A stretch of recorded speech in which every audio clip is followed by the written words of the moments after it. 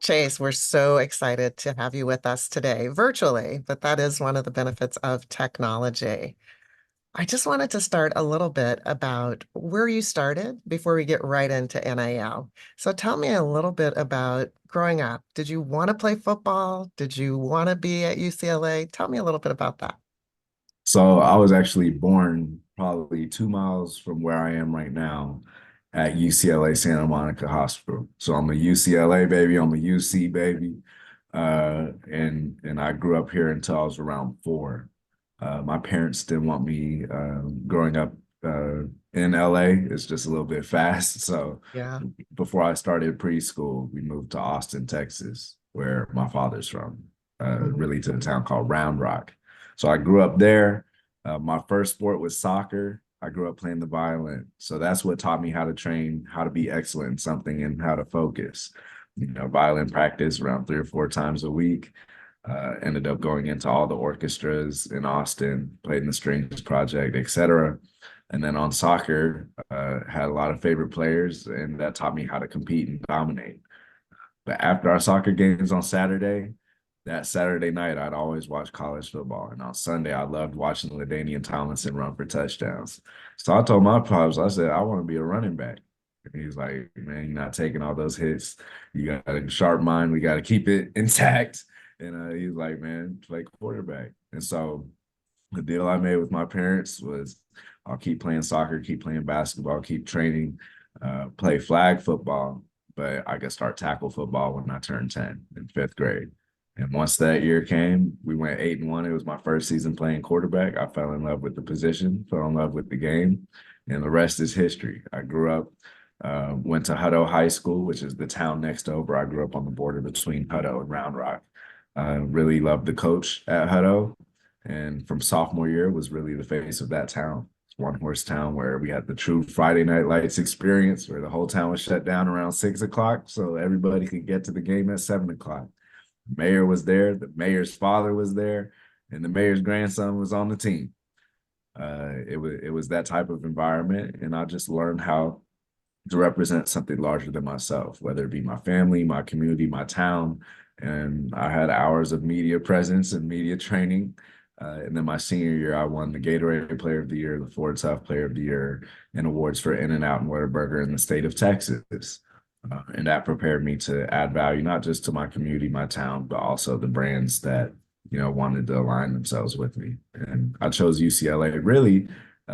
It felt like a homecoming, but growing up, I had always learned about the excellence of athletes, especially Black athletes who've pushed culture forward. And folks like Jackie Robinson, Jackie Joyner-Kersee, Ralph Bunche, Arthur Ashe, Kareem Abdul-Jabbar. Um, this was the spot where I wanted to be. And, God willing, someday my name is mentioned alongside those. It would be a huge honor. But in the meantime, I just think we have our onus upon us here at UCLA and in the UC to represent something larger than ourselves. I love the backstory. It's phenomenal because it really helps to contextualize the work that you do now. You talk about not only representing yourself and your community, but actually that notion of progress. So let's talk about some of the initiatives that you yourself have taken on in terms of progress. Share a little bit about what you've done as a collegiate athlete. Yeah, I mean, similar to what I stated towards the end of the last question, where being part of UCLA represented something larger to me than just my immediate opportunity.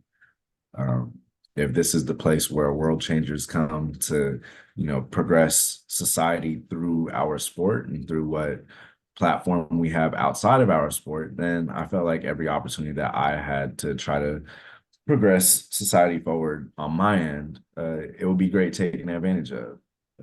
And it's been fun. There's been folks who have paved the way before us for us to, be able to continue that progress. Shout out to Ed O'Bannon. He was really ostracized for a long time for his fight for name, image, and likeness rights for college athletes. If you don't know what NIL is, name, image, and likeness rights are the right to profit off of your name, profit off of your work, profit off of doing endorsements. These are all things that are available to all other students on our campuses, but college athletes were barred from doing so by the NCAA. Um, After a slew of rulings that put the NCAA's antitrust exemption into question, the NCAA ended up relinquishing this hold on this right.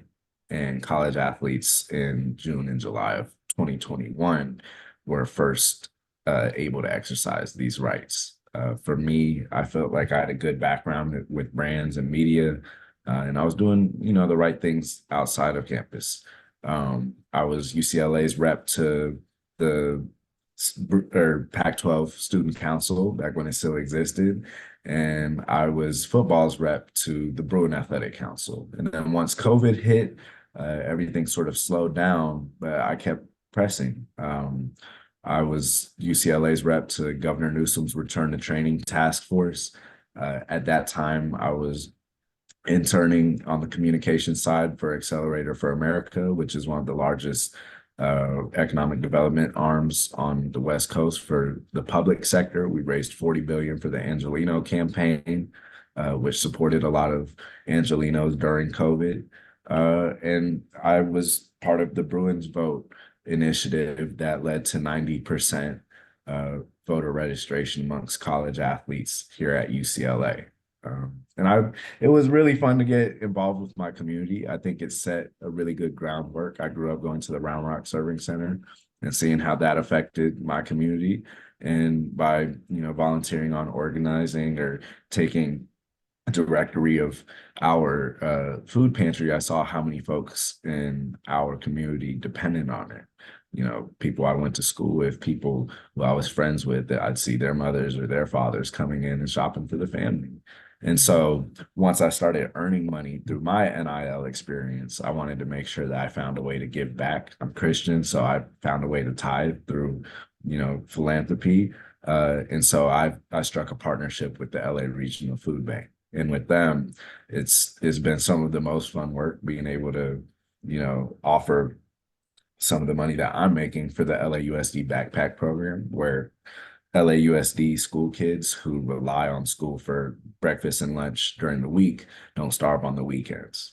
So, I mean, things like that, I think are right in line what I'm supposed to be doing as a Bruin and what I'm supposed to be doing as a UC student. And it's really just a blessing to be able to help others. I love that. And I think what's really interesting is you started your collegiate career before NIL was approved, and you were instrumental in its approval. And in fact, Bloomberg News crowned you king of NIL brand endorsements. So explain a little bit about how your work has allowed you to expand and become not only a beneficiary of NIL, but an advocate helping other athletes to take advantage of their opportunities. Yeah, it's right in stride with the UC way. I think, the UC attracts folks who are excellent at what they do or are striving for excellence and have the habits to continue growing. And once you get to a certain point and you realize how many opportunities have been afforded to you, you want to pay those opportunities forward to other folks. So as I look at NIL, I look at what could be better. It's pretty cool, the perspective that I have, just because I'm self-managed. So when I work with brands, I go all the way from an initial meeting where they make contact or I make contact, to doing the creative, to doing the production, being the line producer, securing the venue, writing the shot list, writing the voiceover. I produce music, so I produce the score a lot of times, and then hiring the videographers and editors. So I see the entire production process from both the production and talent side, as well as the management side. And then I also consult with a few brands in the space. So there I learn, what is the KPI? What is key performance indicator? What is return on investment? How do they evaluate talent? How do they select talent? And I think with that expertise, it's important that I'm able to pay it forward to schools or other athletes who are interested in having successful NIL careers on their own. And then when I look at the macro scale, what does NIL represent? It represents empowerment, and it represents a true equity in the work that we do off the field. But that's still not equity for the work we do on the field. Revenue share being the real substantial change as far as introducing a new model. And how that happens, how that goes about, there's a lot of ways to do it. But frankly, looking at the way the NCAA operates now, it operates as an anomaly and it operates as a cartel that bogarts talent from being able to recognize their true value that they already create. And I think as we take steps to legitimize this market, you'll see that maximum output goes up as college athletes are introduced as stakeholders rather than just contributors to uh, a large uh, profit share without having any type of share of that revenue. So one of the things that we are really curious about is the role of technology in all of this. So you just talked about managing the entire process from initiation with the brand through to producing whatever the spot is. Tell me a little bit about how you rely on technology or technology's role in you being able to manage all of those very disparate parts. Yeah, I mean, I think a huge part of leadership or any type of being effective in multiple verticals is delegation. And sometimes the best assistant is your computer or, someone who has a high aptitude for using your computer. I know for myself, the quality of my content has always decided on really technical things like who is really good at utilizing a camera, who has a really nice camera, who has a really good microphone. When I'm writing, different scripts or something like that, making sure I read through all of it or making sure I spell check it. So there's on the base level, technology is big. And then when you look at the macro scale, things like payment, these are things where I consult for a company called Payment Labs. They're in the technology business of payment solution. And these are things where you sort of just think, oh, you do something, you get paid. There's a lot of steps that have to happen before that money hits your account. And different organizations have different ways. Some use companies where there's a 30-day net or a 60-day net or a 90-day net or a 120-day net. This means the talent has to wait for money that they've already earned by completing their deal. So technology is, I really think, at the precipice of all industries, especially young and new industries. And the folks who have been able to innovate and use technology early have always been the winners in these spaces. Oh, that's great, great insight. I want to talk a little bit about your newest, or it might not be your newest, but one of your newest innovations, which is your news piece that you are providing for other athletes. Tell us a little bit more about that. So I have a newsletter that's housed on Substack called the Athletes Bureau. And we really created it just because we were looking at the landscape of NIL reporting, rev share reporting, really just reporting in the general college athletic landscape. And the most omitted voice in those articles is always the college athlete. It's truly reflective of how the NCAA has always operated, where even if the topic completely revolves around college athletes, that voice won't be heard. And I think times are changing, but the media, along with Congress and the NCAA, are in last place as far as adjusting with the new times. Public sentiment is in favor of athletes being compensated. Obviously, athlete sentiment is in favor of that. And I think a big piece of athletes knowing how to go about advocating for themselves is just education on what's happening. There's a lot of progress that's happening on the court side, where I'm in law school now, and even I have to do double reads just to understand what some of these cases are saying. So I can only imagine what an athlete who's, also training 60 and 70 hours a week, who's in school, who has midterms or finals right now, the amount of research that they're really not able to do. And so with the Athletes Bureau, we've built a newsletter that is for athletes by athletes. And all of our writers are extremely talented students on the campuses, and they understand the importance of sports to their lifestyle on campus as a student. We have folks who write for the Globe, folks who write for the Journal. So I'm really, really brazen about my crew that we've built, and I think we put out a really good product. And over time, throughout our polling services in conjunction with Generation Labs or our partnership with Payment Labs, I think we'll start bringing more and more content. We also have a series called The Check Writers with No Cap, sponsored by No Cap, where we interview CMOs and CEOs and folks in the C-suite positions who have invested or contributed to the NIL space. So there we're teaching college athletes, what does a CMO need from you? What does a CEO need from you? How do the top talent marketing agencies identify talent for their brand deals? And I think the more informed your talent side is, the better output you'll see. The quality of content will go up, and the reach gets maximized whenever athletes know how to create that engagement with their content. So going back to you talking about being in law school, one of the things I was just kind of scrolling through the news and I was like, oh, Chase is testifying in Congress today. That's so cool. Tell us Yes. about that. It was fun. Special shout out to Senator Murphy and Congresswoman Trahan for having me. About 7 or 8 months ago, I provided a quote on their college athlete economic freedom bill. And to this day, it's the only legislation regarding NIL that I've seen in Congress that I endorse. Um, it really embraces the fact that this is a new addition to the college athletic economy, and one that contributes to the maximum output. And I think any young industry should really avoid impediment, just because as long as they're providing value, which it is providing immense value, not just to the athletes, but just the entire stakeholdership, um, it should be, remaining unfettered.